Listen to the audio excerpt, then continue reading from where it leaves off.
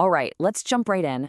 What if getting into heaven had nothing to do with faith or prayer, but instead it was all about passing a test, like a checklist?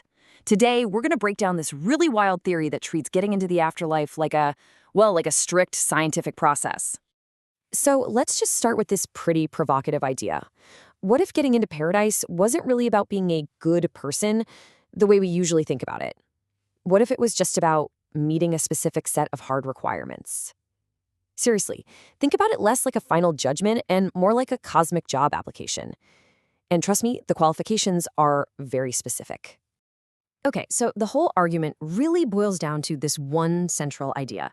It's the belief that the universe, and I mean everything in it, including heaven, runs on really strict scientific and mathematical rules. No exceptions. The author, Zui Feng, lays out his foundation pretty simply. He says, look, if something is a fact, or you can prove it with logic, then it's scientifically real. Simple enough, right? But here's where it gets really out there. He uses that exact same logic to argue that heaven itself is a scientifically provable reality. So you're probably asking, how on earth do you scientifically prove heaven? Well, according to this theory, the proof doesn't start in some ancient sacred text. Nope, it starts in a math textbook. I'm not kidding.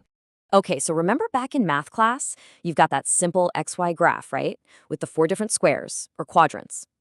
The author says, just for a second, imagine that top right quadrant where everything is positive is kind of like heaven. And the bottom left, where it's all negative, well, that's hell. It's a super basic 2D map of existence.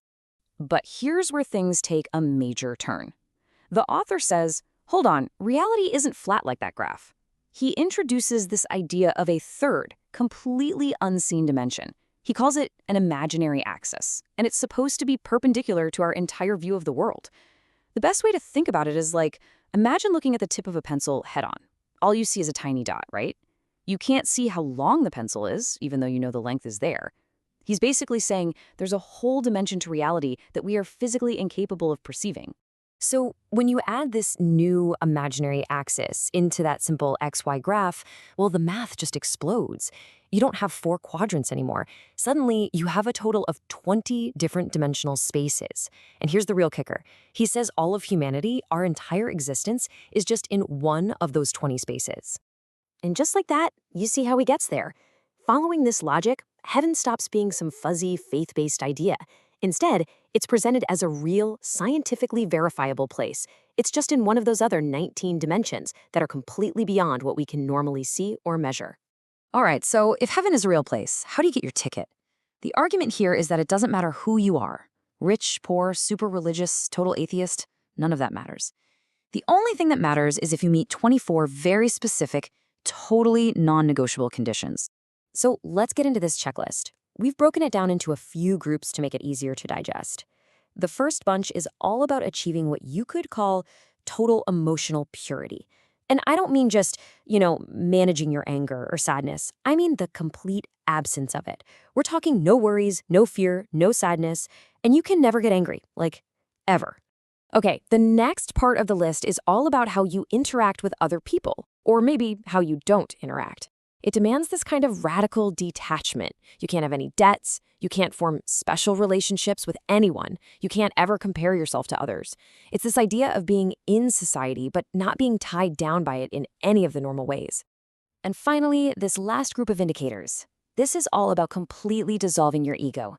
I mean, you have to own nothing, have 0 attachments in your heart, no resentment, and you can never ever think that you're right. It's a complete surrender of the self. And then, just when you think you have it figured out, there's this really surprising one thrown in at the end. You have to love to play.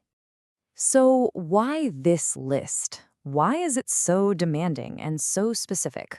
Well, according to the theory, it's because these indicators aren't just, good advice. They are the only thing that gets you in. They override every other spiritual practice, every religion, everything. And the theory is incredibly clear about this.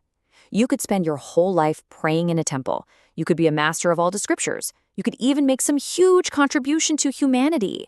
But if you haven't checked off all 24 of those boxes, none of it matters.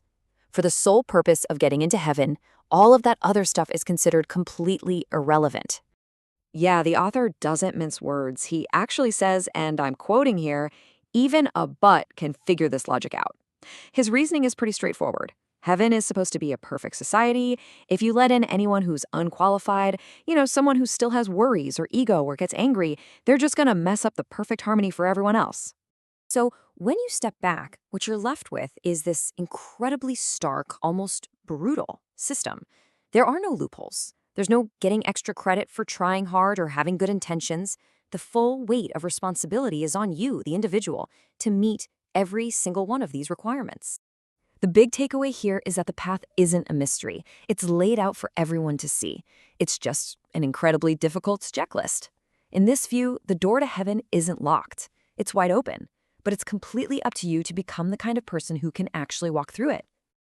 And that really leaves us with one final, pretty intense question to think about. If you take a really honest look at this list, no anxiety, no jealousy, no ego. If this was the one and only standard, the only way in, would you make the cut?